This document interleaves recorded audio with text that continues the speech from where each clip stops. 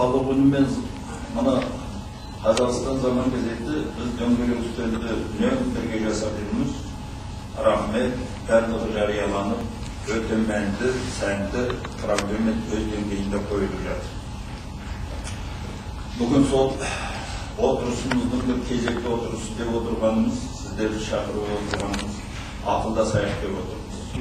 Мынау өткен аптада мынандай бір жағдай болды. Жұма күні маған Египет мәдени орталығынан біз телефон шықты. Сізден біз кездесейік деп едік. Осыған уақытта табамыз. Соның олардың айтатыны бірінші мәселе бұлар Нұр Мүбәрактан естіген секілді.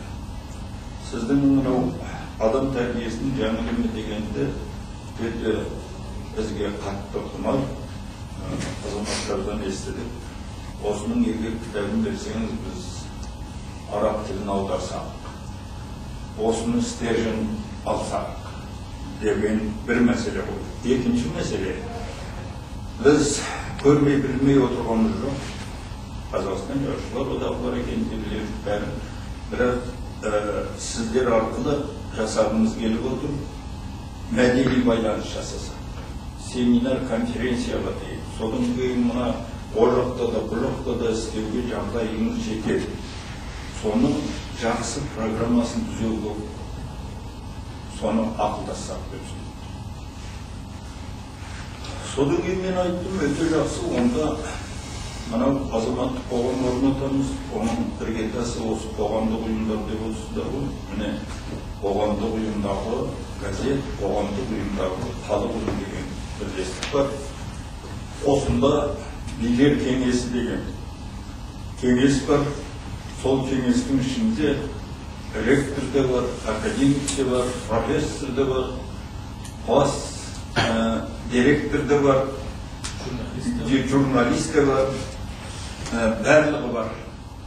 Ең алдымен онда сіздер егер дұрыс деп тапсаңыздар, біз байланысты екі халықтың тарихынан бастайық. Міне осы мәселені ақылдасайық деп келдік сіздер. Қалай болар? Олар айтады, енді мен өзім ойлаймын, міне бір институт, өмірдің басқарып, университет, өмірдің басқарып отыр. Әне Амалбек басқарып отырған бүкіл бір спортивный олимпийский комплекс деп атады, колледж өте үлкен, анада барып көрсеткен. Мына жақта қазір интервью беріп кешігін келемін деді, ана кім Оразалы Сәбден, бір институттың директоры. Өздеріңіз міне құдайға шүкір бір газет. Міне осының барлығынан мына Алаш орталығы, Алла бұйырса, мен кеше Марат пен Қайроллаға айттым, оған барлығымыз жүгіре бермейміз ғой. Мына тарихи дүние болғаннан кейін мәдени байланыстың міне Марат екеулерінің басшылық алыңыз. Біз жұмыс істейік деген сондай мәселе. Міне осының бәрін ақылдасайық деп жинап отырмыз. Қандай программа ұсына аламыз? Пікірлеріңізді жақсылап. Сәке, бізде елшіліктің қасында дейді, значит мемлекеттік қой. Қоғамдық бір ұйымдар болсын ғой, Қазақстан, Египет деген сондай бар ма?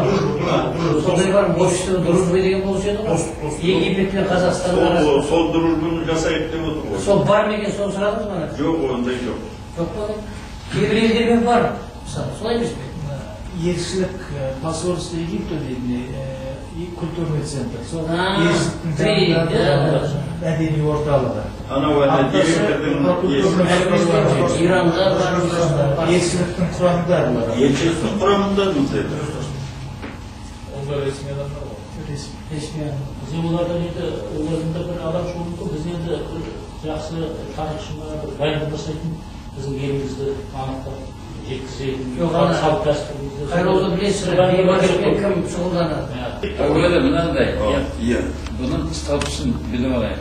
Не екен? Мен айтып жаңағы айтып отыр сіздердің алдында. Оларды мемлекет финансировать ететін болса, ана посольствоның өзінің жолы бар, өзінің несі бар. Біздер мына жерде қоғамдық ұйым.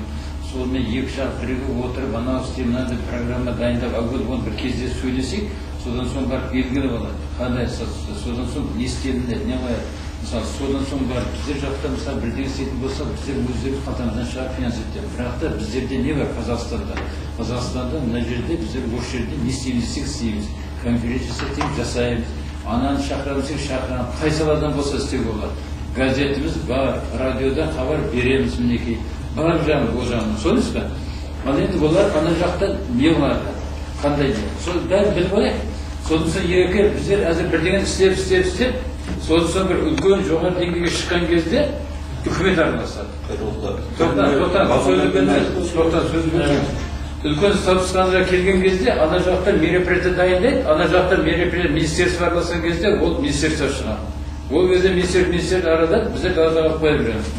Соның үшін әзір қандай дәрежеде істеу керек? Бізде мысалы мамандарды алып барып, ол жерде 2 сағат доклад оқыса ешкім тыңдамайды. Оны кратко, үлкен, несін жолдарын айтып осындай, содан соң оған да дайындап баруымыз керек. Мысалы, дайындап барғанда, ана жерде айтып кету емес, оны аржада не сұрауымыз керек, не істеуіміз керек, қандай ұсыныс жасауымыз керек. Сөйіз бе? Менің ойым былай, жігіттер. Менің ойым былай. Олар енді өздері бәрі мүмкіншілік, семинар, конференция, ана жақта не алып баруымызға, көрім алып келуімізге, оның барлығына жағдайын жеткізсе болады. Олай болатын болса, біздің қолымызда не бар дегенде жаңа қайталап айттым ғой мен. Міне, бір университет байланыс туралы программа. Әне спортивный комплекс басқарып отыр. Спортивный байланыс туралы программа. Біз шағын ғана.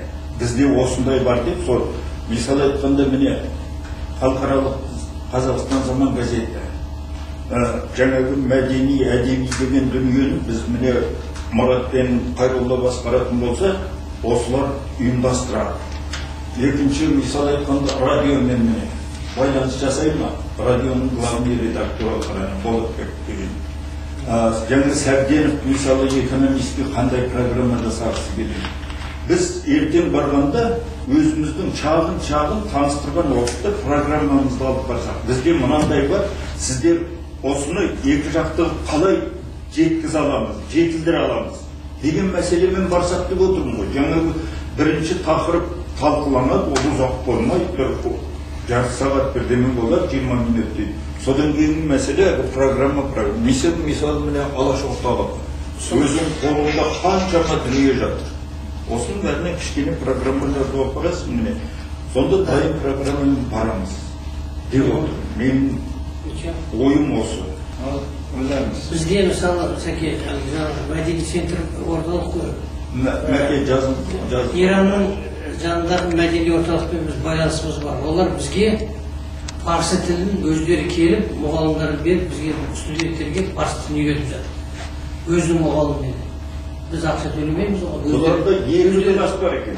Араб тілін үйренуге. Вузға байланысты болса, олар бізге жаңағыдай сондай көмек жасасын, араб тілін оқимын деген балалар бар мысалы. Араб бөлімін ашуға болады. Содан кейін жаңағы егер де жоғарғы оқу орындарымен байланысты, онда студенттерді алмастырып, аналарды бері жіберіп, біздікі бары бері.